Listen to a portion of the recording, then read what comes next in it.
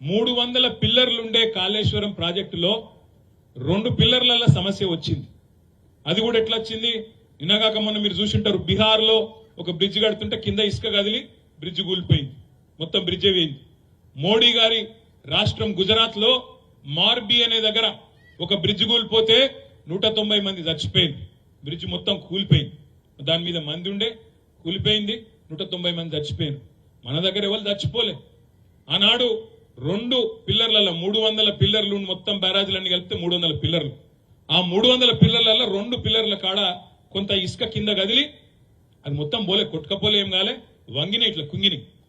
దాన్ని పట్టుకొని ఈ కాంగ్రెస్ వాళ్ళు ఈ 3-4 నెలల్లో ఎట్లన్నా కేసీఆర్ ను బదనాం చేయాలి, మేడిగడ్డ కాడ సమస్య వచ్చిందని చెప్పి గోదావరి నీళ్లు పైకి తీసుకురావద్దు, తీసుకొస్తే మళ్ళా కాళేశ్వరం నడుస్తుందనే విషయం ప్రజలకు తెలుస్తుంది, కేసీఆర్ కు పేరు వస్తుంది, కేసీఆర్ ను తిట్టాలి, బదనాం చేయాలి, పంటలు ఎండాలి, పంటలు ఎండితే రైతులు కూడా కడుపు మండి కేసీఆర్ నే తిట్టాలి, మళ్ళా పంటలు ఎండితే మనం కూడా కొనే అవసరం లేదు, బోనస్ ఇచ్చే అవసరం లేదు, రైతులు చచ్చినా మాకు పర్వాలేదు కానీ రాజకీయమే ముఖ్యమని చెప్పి ఇవాళ కాంగ్రెస్ ఓడు కక్షగట్టి కాళేశ్వరం కొట్టుకపోయిందని చెప్పి దిక్కుమాలిన ప్రచారం చేశారు. యూట్యూబ్లల్లా, వాట్సాప్లల్లా కొంతమంది చదువు రానోడు, చదువుకున్నోడు, 5వ తరగతి 4వ తరగతి ఫెయిల్ అయినోడు కూడా ఇలా ఓడిపడితే వాడే చెప్తాను యూట్యూబ్లలో. ఏమని? కొట్టుకపోయింది కాళేశ్వరం, కేసీఆర్ మొత్తం తినేసిండు, 1,00,000 కోట్లు దొబ్బిండు అని. ఇక్కడ వీడోర్రా కుక్కోలే, అక్కడ వాడోర్రా యూట్యూబ్ లో చూసి మనమేమనుకున్నాం, చూసిన వాళ్ళందరూ కూడా అవో ఏమో జరిగింది ఇలా, అందుకే మనోళ్ళు మాట్లాడతలేరు. మనం ఏంటంటే నిజం నిలకడమే తెలుస్తుంది, తొందరద్దు అనుకున్నాం. మరి కొట్టుకపోయింది అన్న కాళేశ్వరంలో మొన్న కేసీఆర్ గారు కాలు బయటికి పెట్టంగానే గాయత్రి పంప్ హౌస్ ఎట్లా చాలైంది, నంది పంప్ హౌస్ ఎట్లా చాలైంది, మన సొప్పదండికి నీళ్లు ఉరుక్కుంటే ఎట్లొచ్చినాయి ఆలోచించమని చెప్పి నేను కోరుతున్నా. ఈ లంగలు దొంగలు యూట్యూబ్ లో మాట్లాడే చిల్లరగాళ్ళు వీళ్ళ మాటలు కాదు మనం నమ్మవలసింది, కళ్ళెదురుగా కనబడుతున్న వాస్తవాలు చూడాలి, వాస్తవాలు నమ్మాలి, వాస్తవాలు ఆలోచన చేయాలి.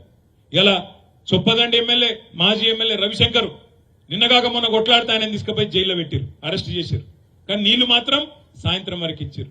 ఇక్కడ మన హరీష్ రావు గారు, మీరు నీళ్లు ఇడుస్తారా మల్లన్న సాగర్లా, లేకపోతే సాయంత్రం పోయి మేము గేట్లు ఎత్తాలనా అంటే సాయంత్రం వరకే డబ్బుకుని పోయి మల్లన్న సాగర్ గేట్లు ఎత్తిండ్రు, నీళ్లు ఇడిసిండ్రు. అంటే దీని మతలబ్ ఏంది? నీళ్లుండి పంపులు నడిపే అవకాశం ఉండి కావాలని ఎండబెట్టినోడు ఎవడు? ఈ కాంగ్రెస్ వాడు కాదా? కాళేశ్వరం మీద బదనాం పెట్టాలే, కాళేశ్వరం నాశనం అయిందని చెప్పి కేసీఆర్ ను బదనాం చేసి ఆగం చేయాలని కేసీఆర్ మీద కోపంతోని లక్షల మంది రైతుల పొట్టగొట్టింది ఈ దిక్కుమాలిన కాంగ్రెస్ కాదా? మరి ఇది కాలం తెచ్చిన కరువా, కాంగ్రెస్ తెచ్చిన కరువా? ఆలోచించుండ్రి. ఇది బరాబర్ నేను చెప్తున్నా. ఇవాళ కాళేశ్వరం గనక వీళ్ళు చక్కగా నడిపి డిసెంబర్ 3 నాడే ఒకవేళ బాధ్యత తీసుకొని ఆ 2 పిల్లర్లను కూడా ఒక 2 నెలలు అవసరమైతే మొత్తం వ్యవస్థనంతా అక్కడనే పెట్టి ఆడికెళ్లే ముఖ్యమంత్రి కూడా పనిచేసి ఒక 2 నెలలు కింద కష్టపడితే ఇవాళ బ్రహ్మాండంగా ఒక 48-50 టీఎంసీల నీళ్లు ఒక్క ఎకరం పంట ఎండకుండా చూసుకునే సౌలత్ ఉంటుండే. కానీ ఆ ఆలోచన వీళ్ళకి లేదు, ఆ ఆలోచన లేదు. మీదికెళ్లి ఎజెండా కూడా ఇది కానే కాదు. వాళ్ళ ఉద్దేశం కేసీఆర్ బదనం కావాలి, బీఆర్ఎస్ ఖతం కావాలి, రాజకీయంగా వీని గుంజాలి వాని గుంజాలి, ఏదో ఒకటి చేసి ఆగం చేసి రాజకీయంగా మనుగడ సాధించాలి. ఈ ఒక్క ఆలోచన తప్ప ఇంకోటి లేదు. సరే, రాజకీయం ఉంటది. ఇప్పుడే మా చెల్లెలు మాట్లాడింది, ఒకరు గెలవచ్చు ఒకరు ఓడచ్చు, మనిషి జీవితమే శాశ్వతం కాదు, అందరం చేస్తాం ఏదో ఒక రోజు.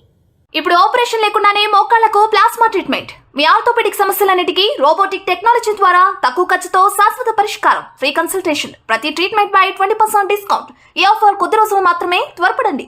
V9 hospitals 9281465842.